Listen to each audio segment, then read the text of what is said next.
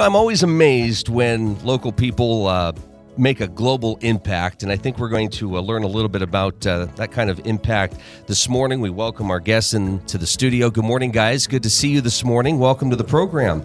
We're going to have you go around the table and introduce yourselves. Hi, my name's Kelly Coulter. Hi, I'm Babs Kennedy. Hello, I'm Scott Kennedy. I'm Phil Taylor. Well, good morning, guys. Welcome, welcome, welcome. Phil, I'll start with you real quick because you've been on the program before. Kind of set up for us the conversations we've had in the past in terms of the trips that you've gone on with your specific ministry. Yeah, so Grace Fellowship has not only a local vision, but we also have a desire to reach out into communities around the world. And so for the last number of years, our church basically started in 1999 making various trips for different causes to Africa. And we started out in Kenya, spent a number of years working with an orphanage. One of the ladies with us today actually spent an extended period of time in Kenya. And then through that, someone in our church was heavily connected with a school in Tanzania. And in the Kilimanjaro region. And through that, I took some people with me for one of those trips, and through that encounter, their hearts were just really connected with the people in that region and some of the needs that are there. And so the project that we're here to talk about this morning kind of came from those trips of just being in third world country, third world conditions. Some of the needs when you go in those places are obvious, and it's difficult to even think how in the world can we even make any slight impact. But after visiting this group through many different things, it would take a long time to really get into the detail of how they even came to where they are today. But, well, I blocked off 4 hours, so let's just get right into it. We'll take it. But the short end of it is they've gone through some classes themselves together, and they've gone on this trip, and they really felt like there was an opportunity to make a real impact through helping people get drinkable water. And so this is the beginning phase of really a long vision. There's really multiple layers, and hopefully they'll be able to share a little bit of that with you this morning. Well, ladies, let's talk about that for a minute. As Pastor Taylor said, that there are a lot of needs, but when it comes down to it, water is a very important need. If you have that, there's a lot of other things that can be done. Is that sort of the thought process? If we can maybe look at how to provide water or better water for them, then you can build that foundation and move on from there?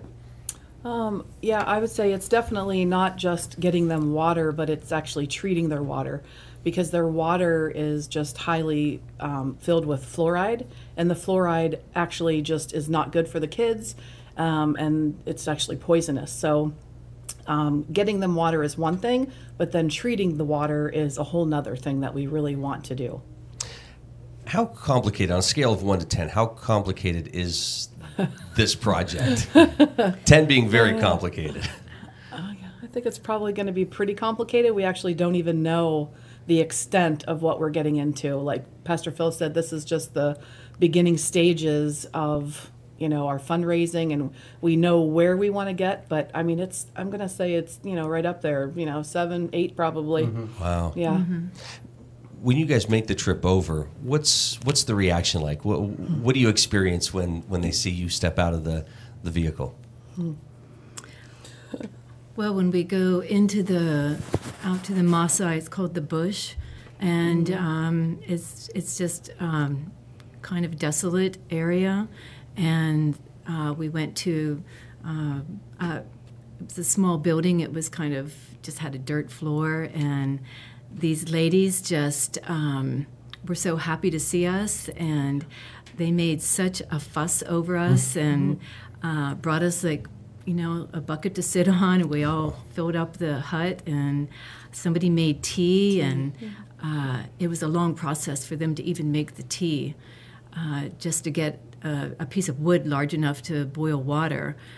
So we were so awed by their graciousness, and they were so happy to entertain us, and we spent A few hours a there. couple yeah. hours there, and we sang together, and we prayed together, and we shared, and we had interpreters, and it was just an awesome experience. Yeah. It's one of those experiences I'm sure that you come back changed, right? Especially yeah. that first absolutely, trip. yeah. Oh, yeah. So let's maybe go around and Yeah. the table and just, what was it that you brought back with you from that initial trip? Well, this was actually 1, 2, 3, 4. I think it was like my 4th trip to Africa. I'm pretty sure it was my 4th trip, but and still, like, every time you go, something changes you. That trip, it was completely different than any other trip that we'd ever taken. We just got to spend time with a lady named Anne, and she just goes out and ministers to these Maasai women out in the bush, like Bab said, and just going out into this like desolate place where there's just absolutely nothing, for just miles and miles. It was just, I don't even know. I don't know. My heart just, I don't know. Every time that I go, my heart just is like so overwhelmed with, I don't know, just so many different things where we just take advantage of, being able to, excuse me, turn on our faucet and get a drink of water or wash our hair or But whatever. that image seems to be in your mind that, Oh yeah, constantly. Yeah. You know what I mean? Like how just something so small could definitely change this whole community. Your mind is just like almost thinking the entire time. That's how I am anyway. My mind was just like what can we do? What about this? What about that? You know what I mean? Like, and we don't want to necessarily give something. You want to like give something that's going to change their lives, like to sustain them, keep them working, that kind of stuff. That's just kind of how, I don't know, that's kind of how I am when I'm there. But yeah. Babs, for you, what was that first trip like? What did you come back feeling?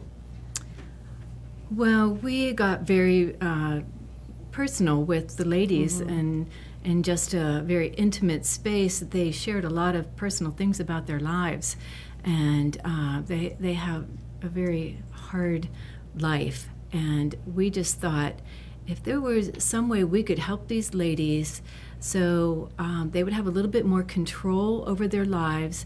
And we even thought there's a farm that they have, and if they had more water to irrigate with, that it could possibly be a source of income and employment, and maybe their children could go to school. A lot of times they don't even go to school. They don't do anything. And so we were hoping to actually make an impact on the community and provide jobs and educate the young ones. So that's the kind of thing we're looking at long range. It doesn't happen overnight. No. Yeah.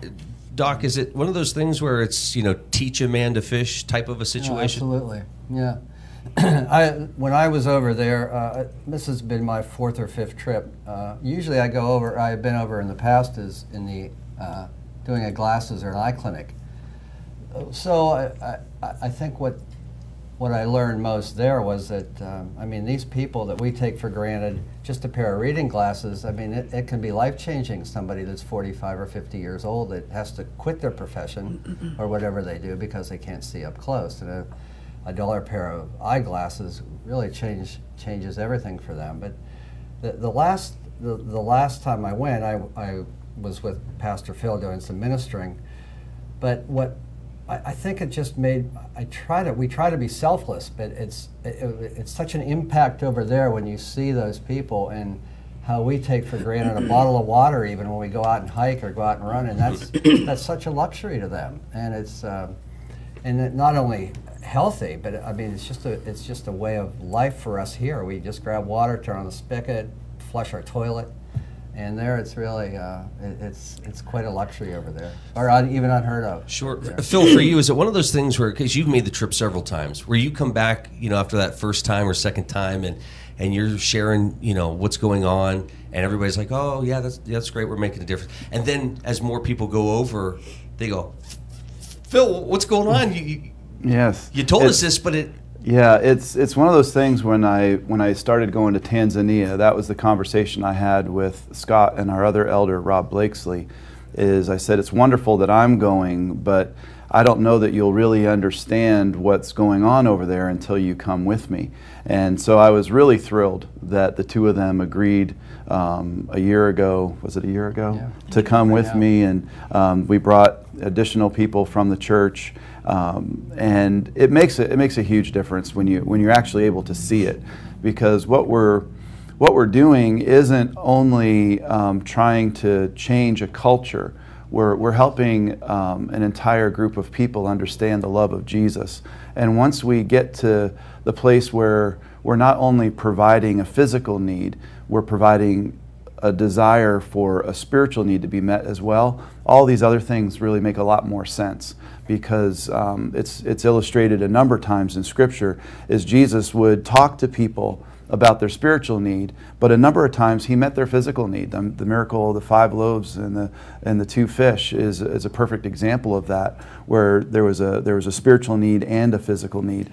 And that's what's happening in many of these places, is that there are missionaries that are living in these areas that are not just looking to preach the gospel, which is extremely important, and I'm very glad people are doing that, but also looking to say, what can we do to help this culture also grow? And that's what this group is doing, is the gospel is going out, and it even has very little to do with us. We're kind of piggybacking on something that's already established there, but there's another side, and that's this physical need, and we're really excited about being a part of that.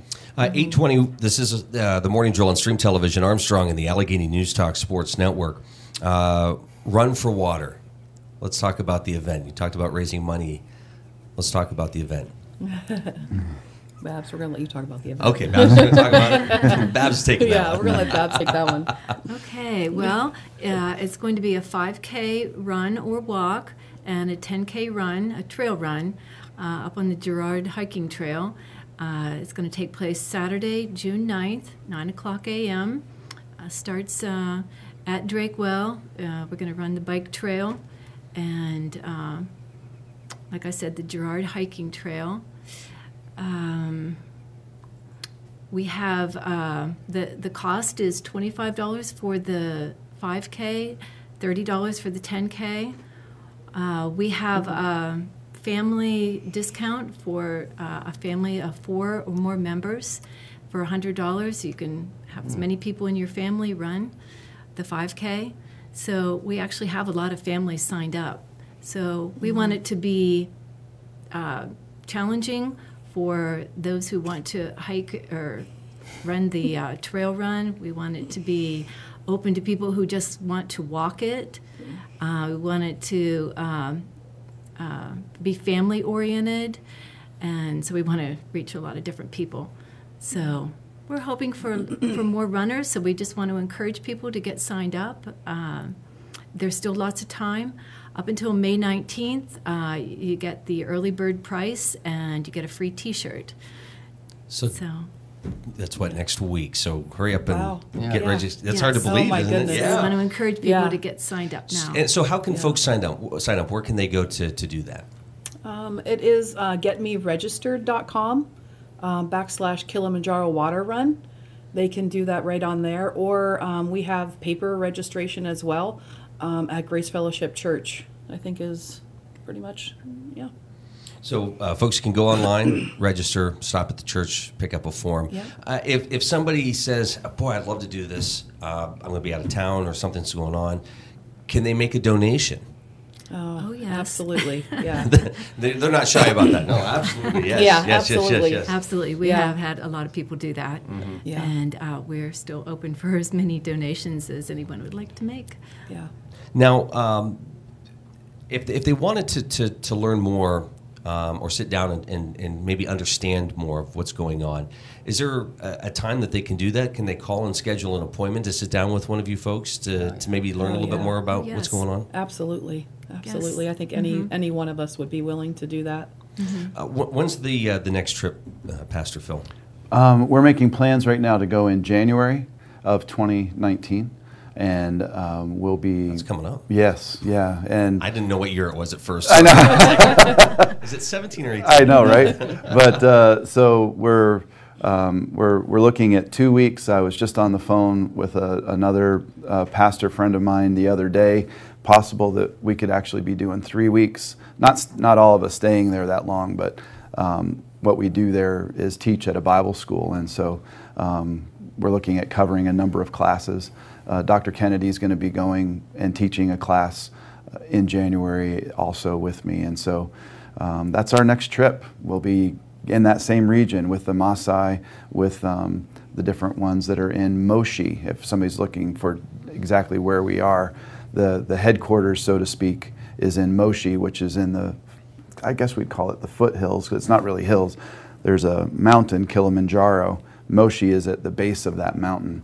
And then we go out from there to these various regions.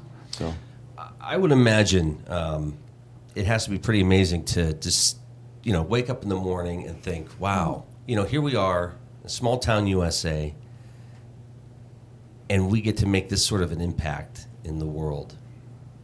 That's the part that's so beautiful about even this concept is we can, in our modern day, impact communities around the world in a way that the early disciples had no concept of. We were talking about this just last night in a meeting I was in, that Paul took 3 missionary journeys that were round trip, that went as far as going from Titusville to British Columbia in Canada, and turned around and came back again. He did that 3 times. That had to be amazing. And one time he made a one-way trip to Rome and was eventually martyred there. But I mean, it's just incredible to think. That's because guys don't ask for directions. That's right. But okay. That was good. But we see these things that now what we can do is we can hop on an airplane and in a couple of layovers be in this country and be able to do things that the early Christians just would never have been able to imagine possible. And so to be able to do that is incredible, absolutely incredible. And Doug, for you went from helping with eyesight to standing in front and preaching. What's that been like for you? Well, just between me and you, Luke. Sure. I felt a lot more comfortable initially with the eyesight stuff. I mean, I've done that 38 years. So when Pastor Phil asked me last year to go, I was extremely nervous. It went fine, but the impact, the physical stuff with the eyesight is pretty cool, but the spiritual impact you have on these people is it's eternal, and it's overwhelming to be a part of that, So, ladies, let's go over the registration again, because this is obviously extremely important to get this information out so folks have an idea of where they can go to register. We know the cause is extremely important. They get to help make a difference in the world. Where can folks, again, get the registration information? It is getmeregistered.com/Kilimanjaro Water Run. And also on that link, there's also a place on there that you can donate. So if you were interested in just donating, you can go directly to that as well. And then also at Grace Fellowship Church, if it's like during the week, the office is usually open until about 4 o'clock. We have paper registration there, or if somebody just wanted to walk in, we could just even, help them do it right then as well. Run for Water. Kilimanjaro Water Run. Yeah, this is the big one. This is it. This is our first fundraiser, so yeah. All right. Well, best of luck. First. Hopefully lots of money is raised. Outside of this, are there other little things that you guys work on to try to help with, to take over? Yeah, there's small things going on all the time. There's we still support an orphanage that's in Migori, Kenya. There's an effort there to do things. We have our church, very similar to other churches. We have missionaries that live around the world, and so this particular one is close to us just because of our contact that we have. But we're there's coffee shops and English being taught as a second language, as a tool to spread the gospel, that are happening all the time. And so this particular one is kind of up at the top right now, because we know that it can literally change a community if it takes off. Well, we're going to find out in January that kind of impact, and we wish you guys the best. Congratulations. Awesome. Please come Thank you back so and much. update us on what's going on. We'd love to hear Absolutely. from you. Absolutely. Thank you. Alrighty, thank you guys. Thank you. 8:30, we're going to take a final look at what's making news here. Also, a recap of that weather forecast for Northwest Pennsylvania, and sports with Lee McFerrin coming up. 8:30, this is the Morning Drill on Stream Television, Armstrong, and the Allegheny News Talk Sports Network.